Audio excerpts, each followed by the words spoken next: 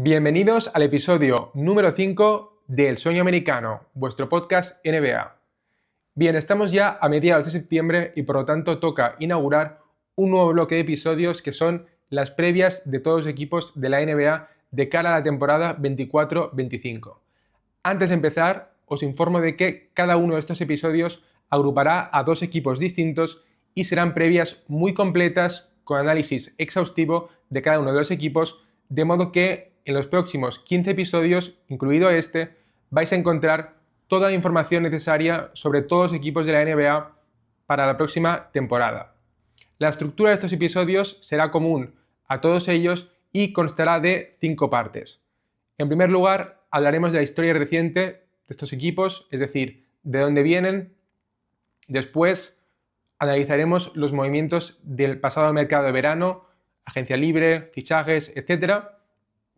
A continuación, echaremos un vistazo al estado actual de la plantilla del equipo en cuestión y posteriormente añadiremos un elemento muy novedoso a la vez que importante, a pesar de que muchas veces se pasa por alto, que es el análisis de la situación financiera de los equipos. Y es que esta nos da muchas pistas sobre los posibles futuros movimientos, es decir, fichajes de los equipos.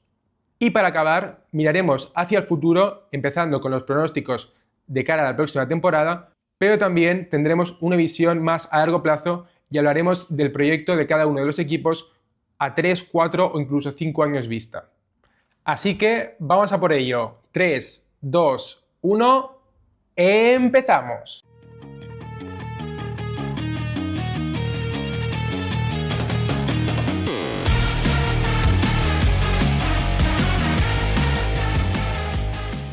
Empezamos con la previa de los Memphis Grizzlies y los Milwaukee Bucks, dos equipos que comparten un elemento en común y es que parece que han caído en el olvido para la mayoría de los fans de la NBA, especialmente los más casuales. Da la sensación de que han sido impregnados por la fragancia de Jordi Wild o Vidona. Y es que la NBA sabemos que tiene muchos equipos y es comprensible que en algunos momentos podamos olvidarnos de algunos de ellos, pero habitualmente nos olvidamos de equipos como los Pistons o los Hornets, que sin ánimos de ofender llevan muchos años siendo mediocres, pero no podemos olvidarnos de equipos de la estatura de los Grizzlies o los Bucks, y por eso he querido hacerles este guiño empezando las previas con ellos y demostrando que en este podcast no nos olvidamos de ellos. Pues bien, vamos a empezar con los Memphis Grizzlies. ¿De dónde vienen? Pues bien, los Grizzlies en las últimas 2 temporadas nos han enseñado dos caras bien distintas. La temporada pasada sabemos que fue un desastre, acabaron 13º en el oeste y en muchos sentidos fue un año perdido para los Grizzlies. Además, fue una temporada muy caótica en la que llegaron a lucir la camiseta de los Grizzlies hasta un total de 33 jugadores en una sola temporada. Y tened en cuenta que en un momento dado el máximo que puede alcanzar una plantilla es de 18 jugadores.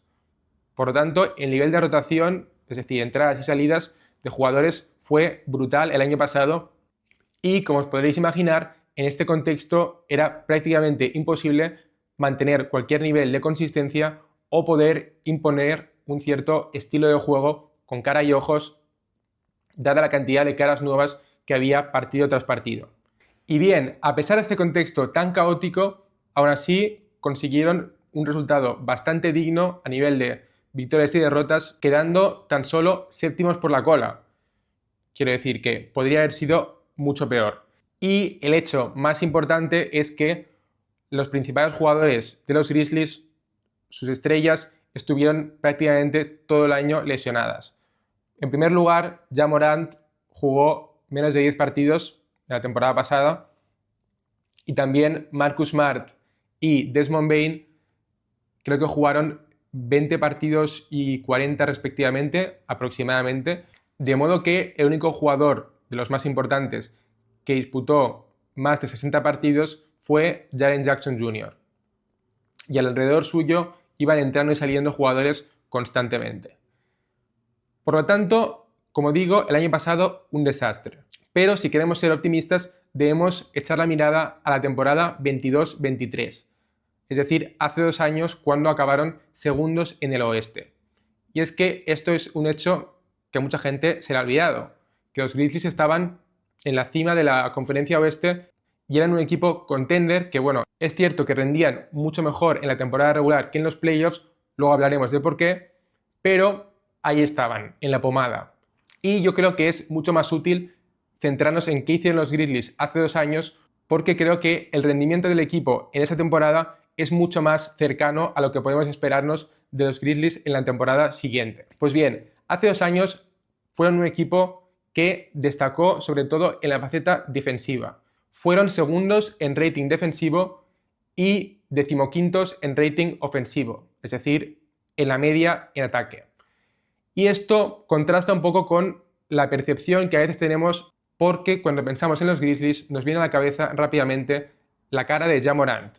Recordamos su explosividad, su rapidez y en definitiva su gran talento ofensivo. Pero la realidad es que el ADN de este equipo está en la defensa. Y, por tanto, los grandes pilares en este sentido eran Jaren Jackson y Steven Adams. Este último ha dejado un vacío considerable, porque ya se ha marchado, pero como veremos en un momento, los Grizzlies han hecho una gran apuesta para tratar de reemplazarlo. Y bien, si os fijáis, hasta ahora aún no he mencionado el drama extradeportivo de Ja Morant. Principalmente lo he hecho porque quiero pensar que ya es un tema que hemos dejado en el pasado. Me refiero a toda la historia de Ja Morant con pistolas, quedándose por redes sociales y en general mostrando una gran inmadurez. Pues bien, quiero pensar que hemos pasado a página de esa etapa desafortunada y que a partir de ahora volveremos a hablar de Ja Morant únicamente en el plano deportivo y habiendo recuperado, esperemos, su mejor versión. Pues bien, dicho esto, sí que cabe hablar de otro movimiento importante del año pasado, concretamente del verano pasado, que fue el traspaso por Marcus Smart.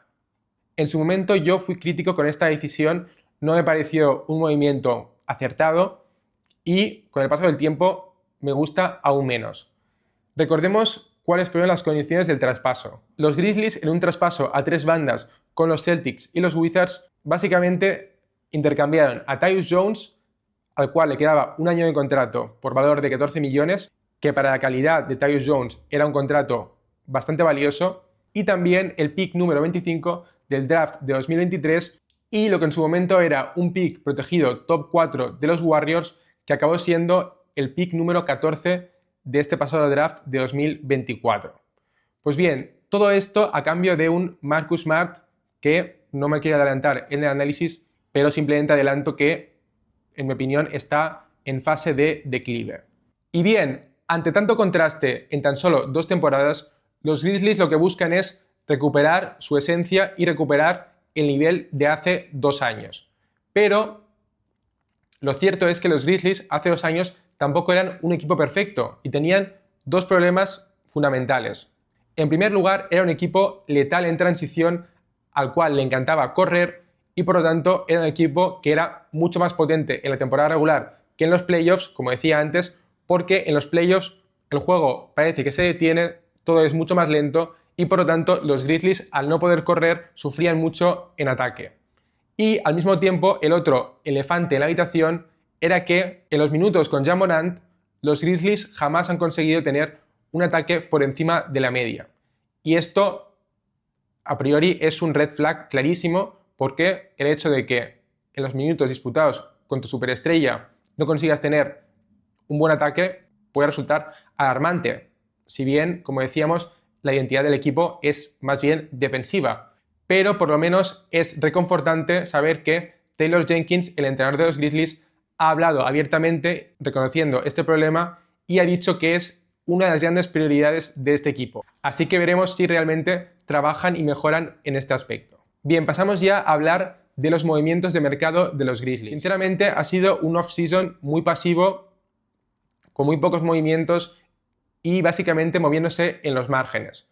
Quizá el movimiento más destacado ha sido el retorno con un nuevo contrato de 1 año de Luke Kennard por un valor ligeramente superior a los 9 millones. Es cierto que inicialmente Woj publicó que eran 11 millones, pero luego descubrimos que casi 2 millones eran incentivos poco probables, por lo tanto van a acabar siendo esos 9,2 millones de dólares. Y claramente es un contrato que ha sorprendido a muchas personas después de ver cómo jugadores del calibre de Gary Trent o Tyus Jones tan solo han conseguido contratos por el mínimo. Pues bien, esto tiene toda la pinta de que estaba ya prepactado desde hacía tiempo. Lo cierto es que los Grizzlies tenían un team option en el contrato anterior de Kennard por valor de unos 14 millones, lo rechazaron y seguramente ya le dijeron que, oye, espérate, haremos los movimientos que tenemos que hacer y al final te daremos todo lo que podamos siempre y cuando permanezcamos por debajo del impuesto de lujo. Y pues de esa forma llegamos a la cifra de estos 9 y pico millones.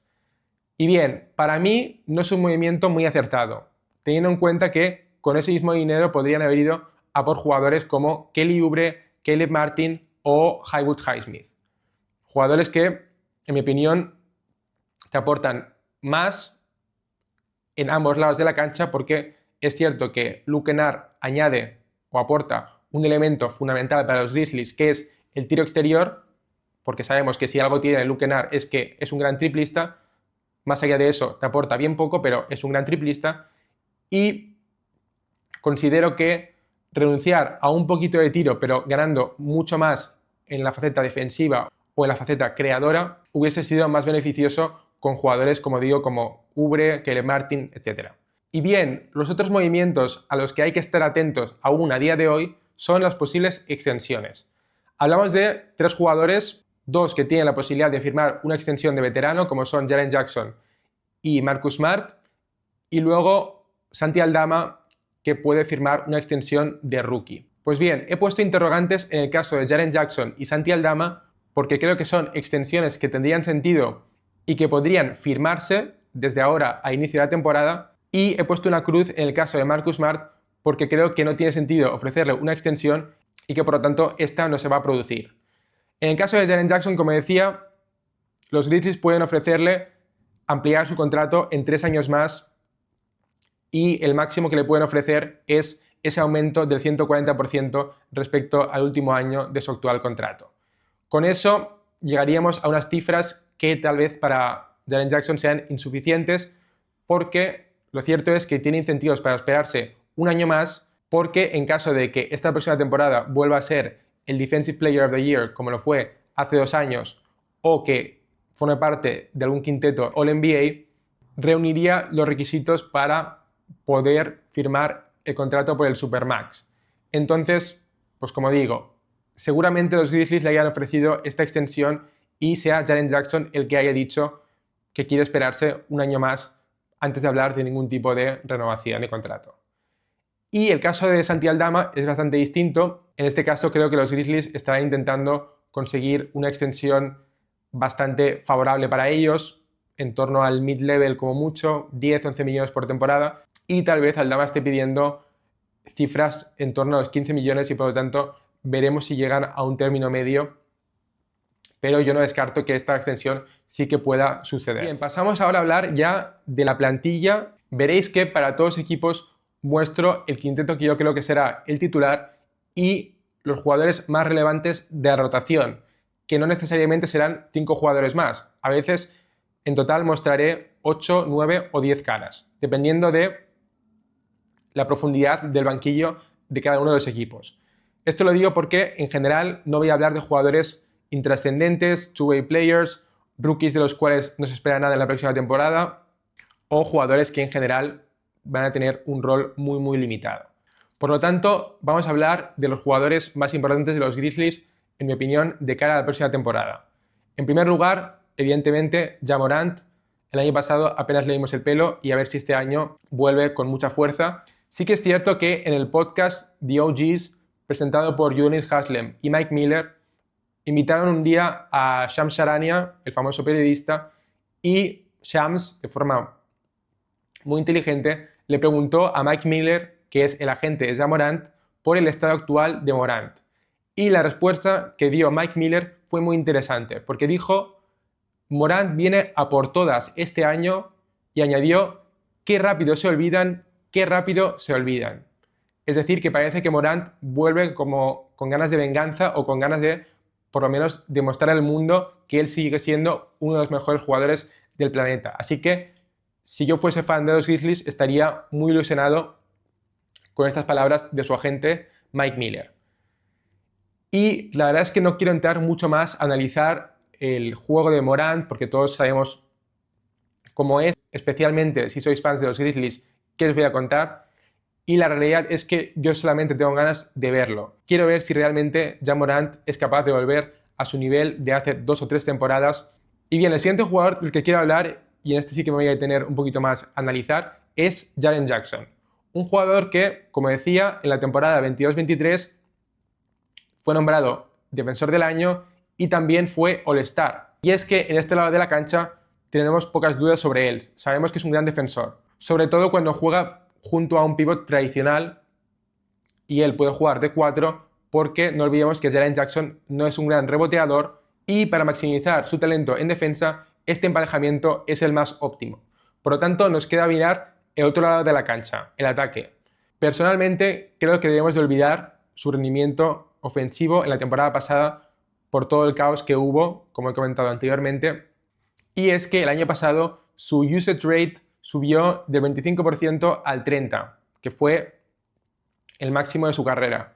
Y al mismo tiempo vimos como el porcentaje de canastas de 2 asistidas bajó muchísimo. Es decir, que tuvo que buscarse la vida en ataque. Y por lo tanto, no quiero hacer mucho caso de eso porque confío en que este año, con la vuelta de Ja Morant, con el retorno también a tiempo completo de Desmond Bane, etc., volverá a recuperar el tono en ataque.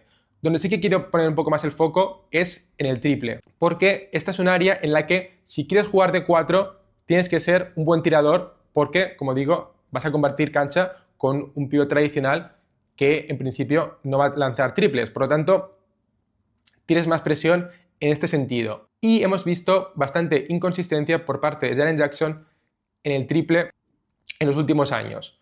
Empezó su carrera lanzando un 36 y un 39% respectivamente en las primeras 2 temporadas y además ese 39% llegó con el mayor volumen de su carrera lanzando más de 6 triples por partido. Pero desde entonces sus porcentajes han bajado más bien a los 30 y pocos, a excepción de hace 2 años que lanzó un 35%. Por lo tanto, con esto quiero decir que Jaren Jackson ha demostrado potencial en el tiro exterior, pero tiene que ser mucho más consistente para que le podamos ver como un ala pivot fiable en ataque. En defensa, como decía, vamos a seguir confiando en él porque ya demostró hace 2 años, cuando fue defensor del año, que además era el mejor protector del aro, rim protector de la liga. Y es que las estadísticas no engañan. Hace 2 temporadas Jaren Jackson fue el mejor defensor de tiros en la pintura de toda la NBA. Y un año después, es decir, en la temporada pasada, pasó a ser el 17º en este sentido. Por lo tanto, veremos si Jaren Jackson ha dado un paso atrás, que yo confío en que no, o si simplemente el año pasado, como todos sabíamos que era un año perdido para los Grizzlies, pues no se lo tomó tan en serio y ya está. Esto, por otra parte, es lógico, porque cuando sabes que tu equipo no aspira a nada, pues en parte se puede entender que un jugador tire la toalla o que baje un poquito el nivel en este contexto. A mí personalmente me recuerda a cuando juego al póker y no hay dinero en juego, que pienso, no tengo nada que perder. Y cambia mucho cómo juegas cuando hay algo en juego que cuando no. Pues bien, con esto pasamos a hablar de otro jugador fundamental que es Marcus Smart. Antes he hablado de su traspaso, que no me gustó excesivamente, y quiero hablar un poquito de su rendimiento.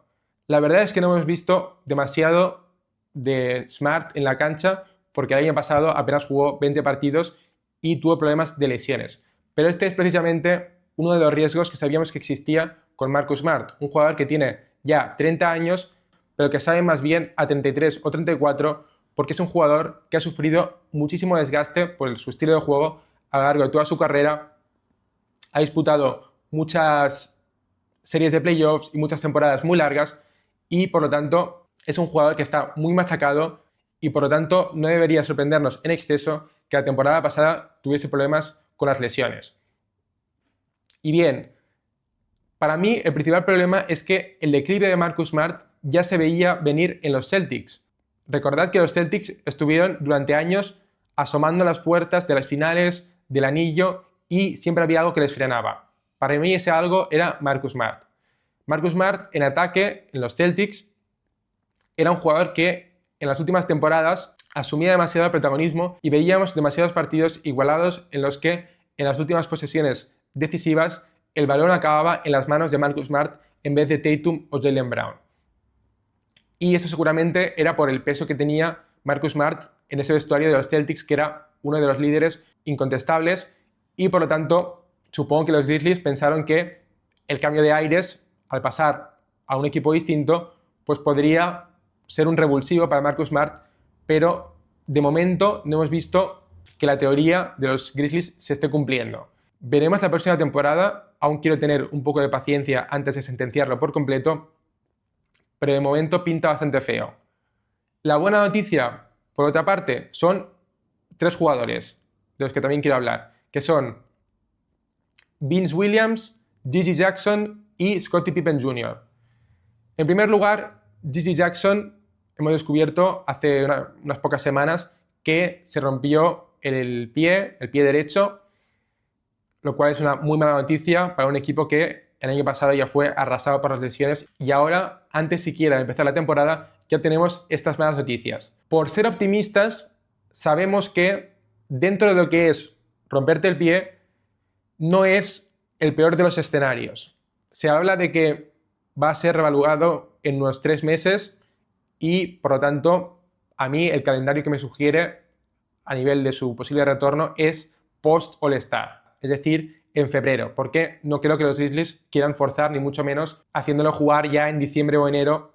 Y si queremos seguir siendo optimistas, esto puede ser una buena noticia para el desarrollo de Vince Williams y Scottie Pippen Jr., que de esta forma tendrán más minutos y más protagonismo. También quiero centrarme un poquito en la actuación de Scottie Pippen y Vince Williams en el Summer League, simplemente mencionando que fueron premiados entrando en ese quinteto, en ese first team del Summer League, junto a jugadores como Rich Shepard de los Rockets.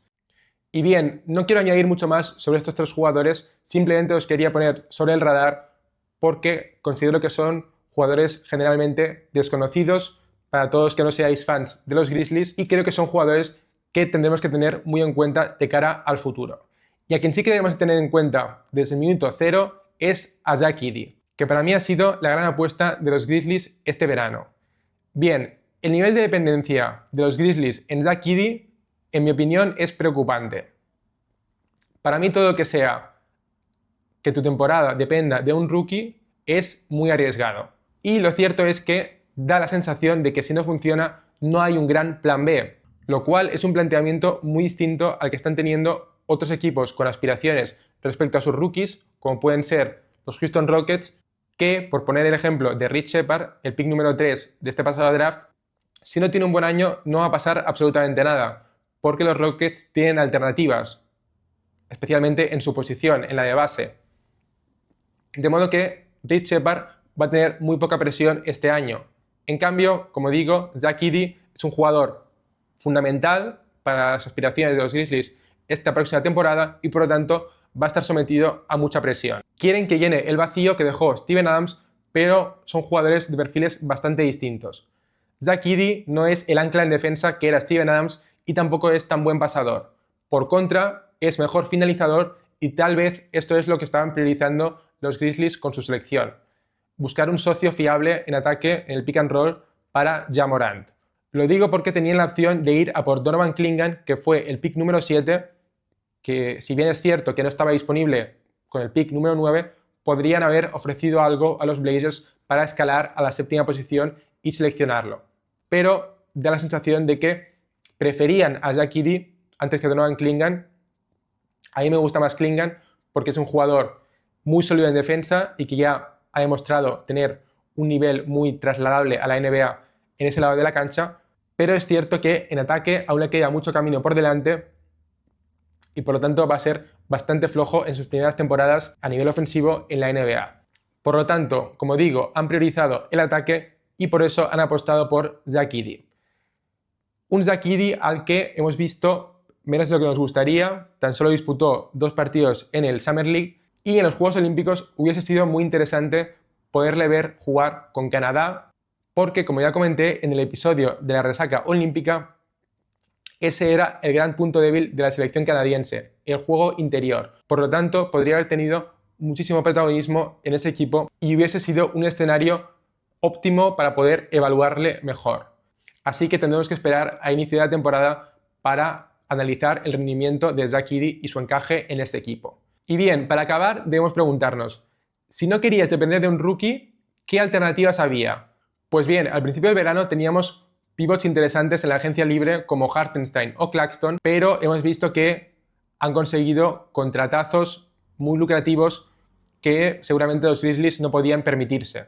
Hartenstein consiguió más de 30 millones por temporada con los Oklahoma City Thunder y Claxton creo que 25 millones por temporada al renovar con los Nets. Y bien, si estos pivots no eran opciones realistas, ¿qué opciones les quedaban a los Grizzlies?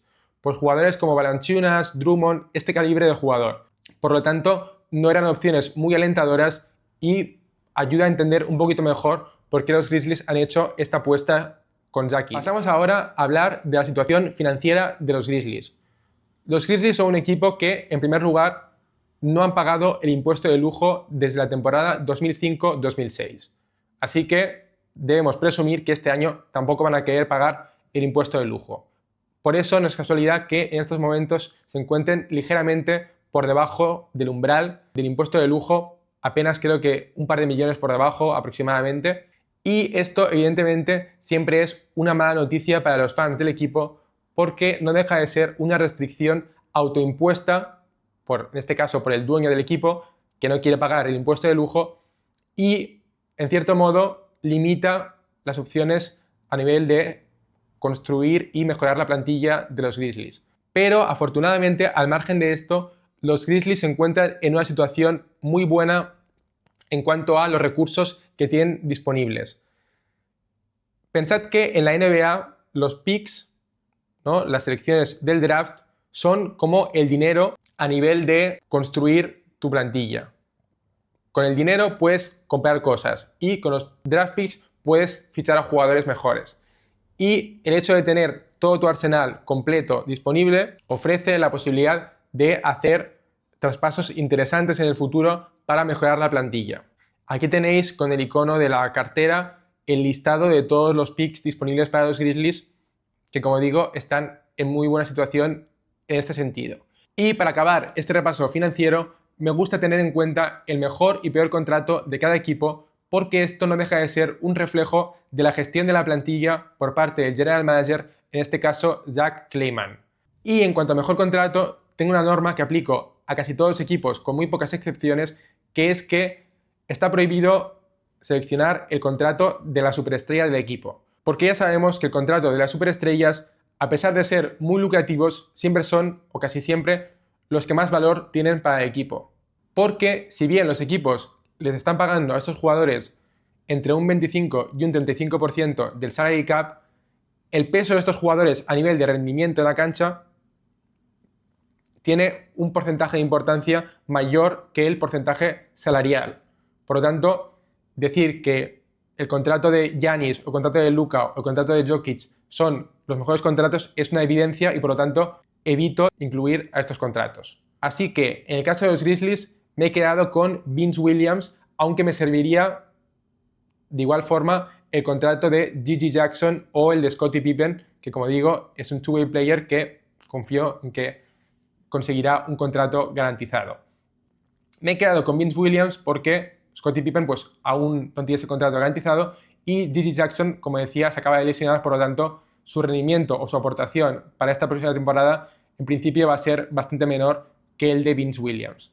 Y bueno, en cuanto al valor concreto de este contrato de Vince Williams, tiene una duración de 3 años, cobrando 2,1, 2,3 y 2,5 millones respectivamente en cada una de las temporadas, y encima los Grizzlies tienen un team option en el último año, por lo tanto les da aún más flexibilidad y es aún más favorable para los Grizzlies porque si es un jugador que acaba explotando, pueden negociar con él para ampliar su contrato un poco en la línea de lo que han hecho los Pacers con Andrew Nembhard. Con esto pasamos a hablar del peor contrato, que es el de Marcus Smart. Tan solo son 2 temporadas, pero cobra 20,2 millones en la primera y 21,6 en la segunda. Para mí, teniendo en cuenta su edad y el valor que de momento ha dado a los Grizzlies y también las prestaciones que ofreció a los Celtics en la última temporada, me parece un contrato inflado y que si quisieran traspasarlo en estos momentos lo podrían hacer, pero no recuperarían, casi seguro, el mismo valor que entregaron a cambio los Grizzlies cuando lo ficharon. Por lo tanto, no es que sea un contrato súper tóxico y el hecho de que sea el peor contrato, en mi opinión, es una buena señal para el conjunto del equipo, pero no es un contrato que me entusiasme. Y para acabar, pasamos a hablar ya del futuro. ¿Qué van a hacer los Grizzlies en la temporada que viene y en las siguientes? En primer lugar, hablamos de la temporada que viene. Las Vegas, es decir, las casas de apuestas, sitúan a los Grizzlies como un equipo que va a ganar en torno a las 47 victorias, 47, 48. Y esto les proyecta como los quintos en el oeste, eso sí, empatados con los Phoenix Suns y tan solo un partido por encima de los Kings y Pelicans. Por lo tanto, es como que han englobado a estos cuatro equipos y los han puesto más o menos en la misma zona entre la posición quinta y la octava del oeste. Para mí esto tiene sentido porque yo también, si me hiciesen apostar, diría que los Grizzlies tienen posibilidades de entrar en ese top 6, en ese acceso directo a los playoffs, pero que también no me sorprendería en exceso que acabaran cayendo en la parte alta del play-in. Considero que es un equipo que tiene potencial y que tiene un techo más alto que no solamente la quinta posición en el oeste. Para mí su techo puede alcanzar hasta la segunda posición, como ya hicieron hace 2 temporadas, pero no les veo ganando al oeste porque veo a otro equipo, del que hablaré en el futuro, bastante por encima y bastante favorito para quedar primeros en el oeste. Y en cuanto al suelo, considero que es el play-in. Los Grizzlies, si caen por debajo de la 10ª posición, me sorprendería muchísimo porque, como digo, la temporada pasada fue algo totalmente anómalo y que no debería repetirse. Pero bueno, el oeste es una conferencia muy competitiva, muy igualada y vamos a tener a muchos equipos en un pañuelo disputando por ese acceso directo a los playoffs o por entrar en el play-in. Así que todo es posible. Y por eso para mí la horquilla de los Grizzlies es muy amplia y en el mejor de los casos pueden escalar hasta la segunda posición y en el peor les veo quedando décimos. La clave, como no puede ser de otra forma, va a ser el rendimiento de su superestrella, Ja Morant, que, como digo, esperemos que haya dejado atrás los episodios lamentables de inmadurez con el tema de las armas y que vuelva a ser esa joven promesa que nos había cautivado a todos hace tan solo unos años. Así que todos tenemos muchas ganas de ver a este equipo. Ellos son los primeros que tienen ganas de empezar la temporada y pasar página de la temporada pasada. Y veremos cómo arranca la temporada, porque yo además vaticino que si los Grizzlies tienen un buen arranque de temporada y están en la pomada, en ese top 5 del oeste, van a ser un equipo muy activo en el mercado de fichajes de febrero. Así que muy atentos al desarrollo de la temporada de los Grizzlies porque pueden ser uno de los equipos más interesantes de la liga. Y con esto pasamos a los Milwaukee Bucks. Los Milwaukee Bucks, ¿de dónde vienen? Pues bien, vienen de 2 temporadas muy decepcionantes, habiendo caído en primera ronda de playoffs durante 2 años consecutivos, eso sí, en ambos casos con un Giannis lesionado en playoffs. Hago mención de las lesiones de Giannis porque creo que este contexto es fundamental para entender por qué en estos momentos no hay rumores de que Giannis Antetokounmpo quiera marcharse de los Bucks. Porque considero que en otro contexto, ante este mal rendimiento del equipo, y Giannis siendo un jugador tan competitivo y que está obsesionado con ganar, pues no se haya planteado un cambio de aires. Creo que Giannis tiene un cierto sentimiento de culpa porque en parte debe sentirse responsable por no haber estado disponible para ayudar al equipo en esas eliminatorias frente a los Heat, cuando cayeron 4-1 hace 2 años, y en estos últimos playoffs frente a los Pacers. También ayuda el hecho de que los Bucks consiguieron ganar finalmente el anillo en la temporada 2021 y eso sin duda les quitó un gran peso encima porque, desde luego, las cosas se ven distintas después de haber ganado un anillo. Antes de mirar hacia adelante, tenemos que recordar que el verano pasado hubieron cambios drásticos en la franquicia y debemos de hablar de ellos.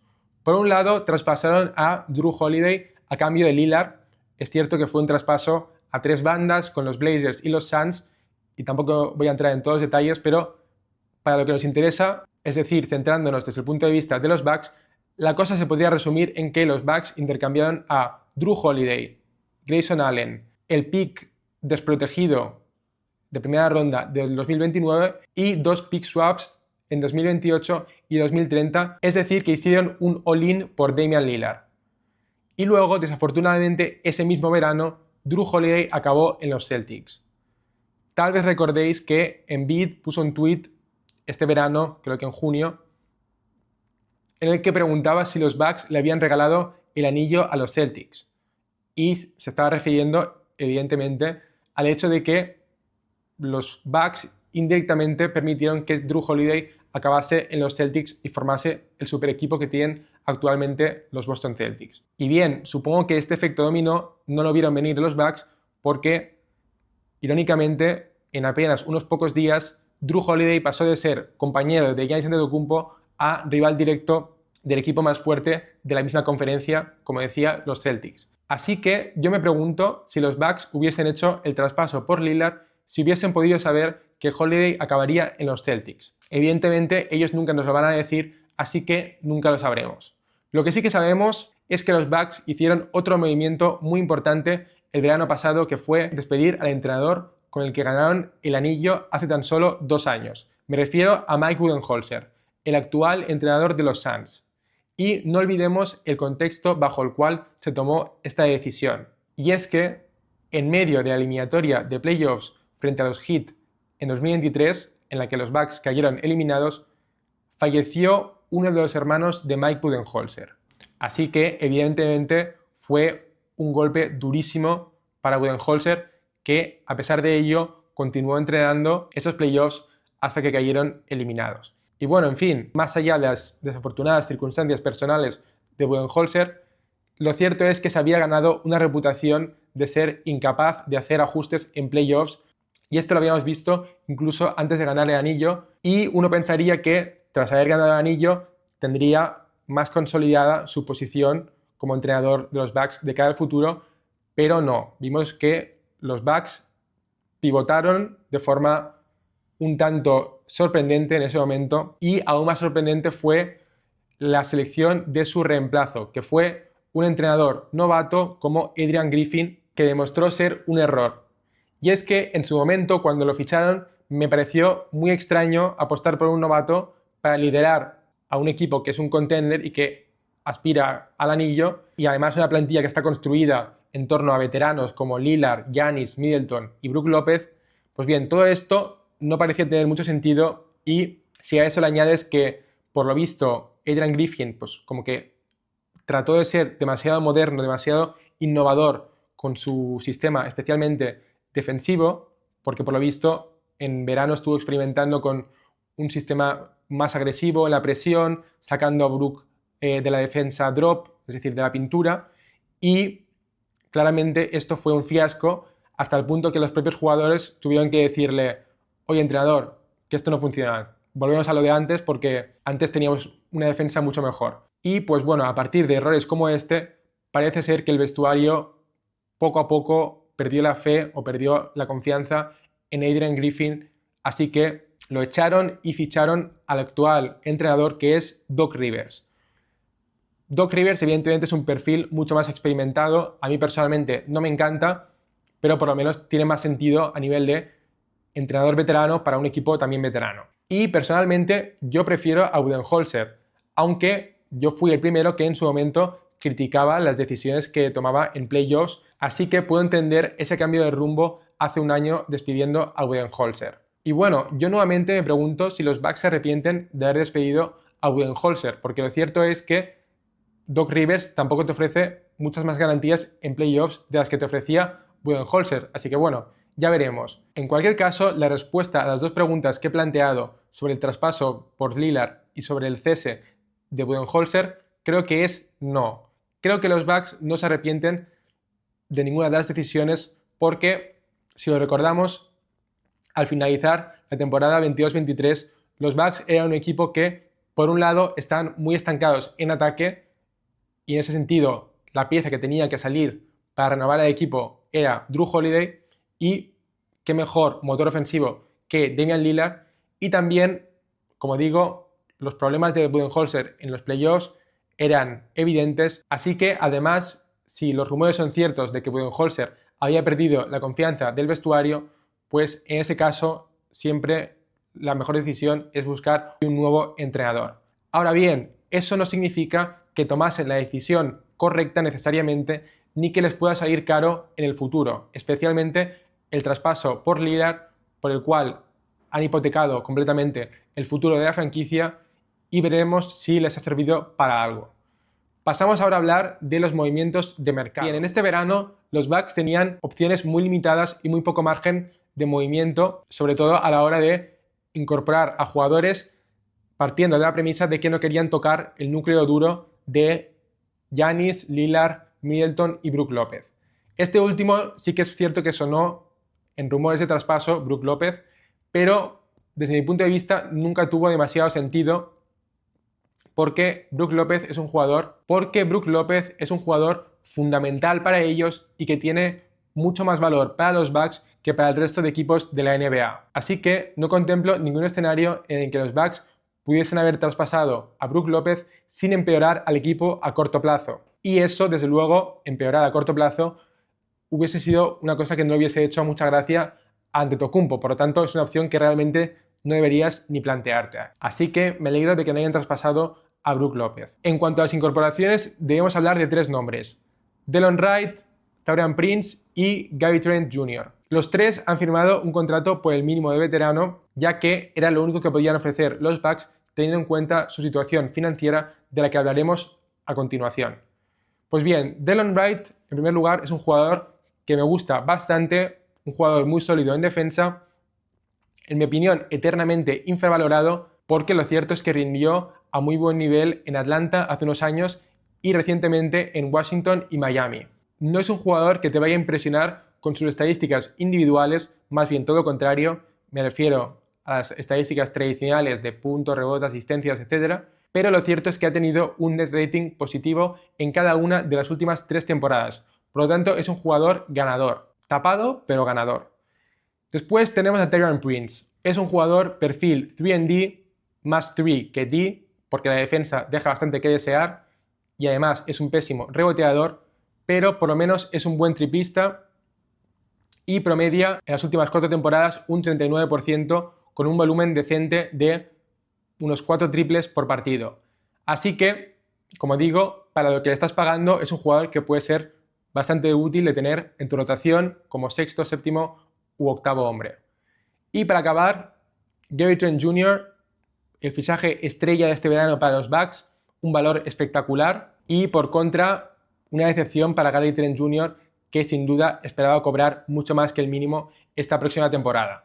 La verdad es que este verano hemos visto un fenómeno bastante curioso de que jugadores bastante decentes como Gary Trent o también Isaac Okoro o Tyus Jones se han encontrado en tierra de nadie buscando cualquier equipo que les ofreciese un contrato lucrativo y ninguno quería pagarles. También puede haber influido el hecho de que Gary Trent está representado por Rich Paul, que todos sabemos que es un agente con un estilo ultra agresivo y que parece que ese estilo a veces no funciona con jugadores mediocres, que no son estrellas, como Gary Trent.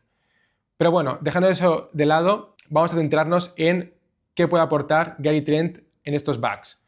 Pues en primer lugar, yo sospecho que le han prometido la titularidad como principal argumento para convencerle para fichar por los Bucks y cobrar tan solo el mínimo. Luego hablaremos en más detalle de cómo queda la plantilla al insertar a Gary Trent en el quinteto titular. Y bueno, aparte de compartir cancha con Giannis, Middleton, etc., la incorporación de Gary Trent puede ser también una muy buena opción en caso de que las lesiones sigan persiguiendo a Middleton, que recordemos que este verano se ha operado de ambas rodillas y que por lo tanto veremos por qué su salud es un problema bastante preocupante. Y también, como nota positiva, recordemos que Gary Trent coincidió con Damian Lillard en los Blazers, así que veremos si este historial es beneficioso y ayuda a que Gary Trent se asiente mejor en este equipo y tenga esa buena química con Lillard. Y para acabar el análisis de Gary Trent, ¿qué rol va a ocupar a nivel táctico?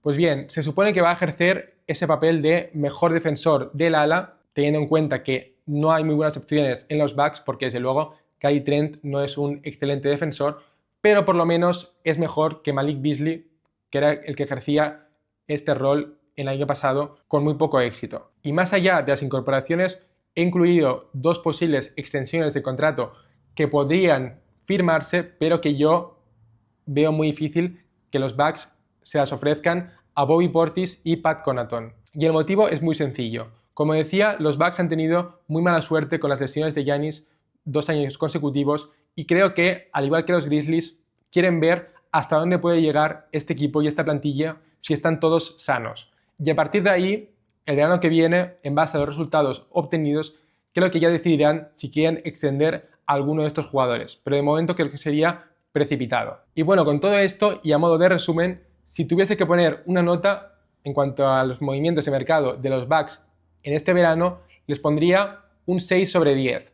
Tened en cuenta que para mí un 5 es la media, es decir, un 5 es ni bien ni mal, así que un 6 es un balance ligeramente positivo. Por cierto, creo que no he llegado a puntuar los movimientos de mercado de los Grizzlies en la previa anterior, pero es que realmente, como no ha habido tan pocos movimientos, tan solo el retorno de Luke Kennard, mi puntuación es de un 5, ni bien ni mal. Bien, volviendo a los Bucks, pasamos a hablar de su plantilla. El quinteto inicial quedaría de esta forma, como decía, incorporando a Gary Trent, y esta plantilla que nos queda, en primer lugar, no es muy profunda porque desafortunadamente los Bucks han realizado un trabajo bastante nefasto a nivel de desarrollo de joven talento y por lo tanto el resultado es una plantilla muy envejecida que de hecho el año pasado era la plantilla con mayor promedio de edad de toda la NBA, superando los 28 años de media. Pero es que encima, si nos centramos en el core, en el núcleo duro, es decir, los jugadores más importantes, Giannis, Lillard, Middleton y Brook López, la media actual de edad de estos 4 jugadores es de 33 años. Así que bueno, al final haré mi pronóstico para este equipo, pero como veis hay varios factores de riesgo a tener en cuenta. Pasamos ahora a hablar de la situación financiera. Como decía, su situación financiera condiciona mucho lo que pueden hacer en cuanto a movimientos en el mercado. No voy a entrar en detalles de qué significa el hecho de estar por encima del segundo apron, como veis aquí en el grafiquito, porque es un tema muy complejo que seguramente trataré en un futuro vídeo, pero de momento no me voy a meter en un jardín, así que me voy a limitar a decir que los Bucks, debido a su alto nivel de gasto, creo que es la 4ª plantilla más cara de la liga, pues bien, debido a esta circunstancia, como decía antes, tienen muy poco margen para hacer fichajes. Pero al menos debemos de aplaudir a los dueños del equipo, Wes Edens y Mark Lasry, porque han pagado el impuesto de lujo las últimas 4 temporadas. Es decir, que han demostrado que no son unos dueños tacañones y han entendido perfectamente que con Giannis Antetokounmpo les ha tocado la lotería y que por lo tanto cuando tienes un talento generacional como Antetokounmpo, lo que tienes que hacer es sacar la billetera y pagar lo que haga falta para construir un equipo competitivo. Y esto es algo que los Nuggets pues parece ser que no han entendido porque, como ya analizaremos en su previa, han hecho todo lo contrario. Pasamos ahora a hablar de el mejor y peor contrato de este equipo. Nuevamente he decidido excluir como candidato a mejor contrato a Giannis Antetokounmpo porque evidentemente es el mejor contrato, pero en segundo lugar sería Brook López. Es un jugador al que le queda solo un año de contrato por valor de 23 millones, un precio bastante razonable, y que en caso de ser traspasado, como decía, hubieron rumores, tendría bastante valor porque es un pivot muy interesante, muy versátil, que ofrece buenas prestaciones en defensa, haciendo de ancla, pero también tiene buen tiro exterior y esta combinación es bastante poco común para un pivot. Y bien, hay otro elemento que quiero destacar que también le da valor a este contrato y es que Brook López está en lo que en inglés se denomina contract season, es decir, el último año de contrato, por lo tanto, tiene que rendir muy bien para ganarse un contrato lucrativo el próximo verano. Así que este puede ser un elemento o un incentivo económico muy interesante que puede favorecer a los intereses de los Bucks si Brook López efectivamente tiene un temporadón. Y la otra cara de la moneda es el peor contrato que yo considero que es el de Damian Lillard. Bien, pensaréis, ¿pero cómo puede ser Lillard si es una superestrella? Pues bueno, a veces los contratos de las superestrellas en muy poco tiempo pasan a ser tóxicos. Ahí tenemos el caso de Zach LaVine, Brandon Ingram, etc.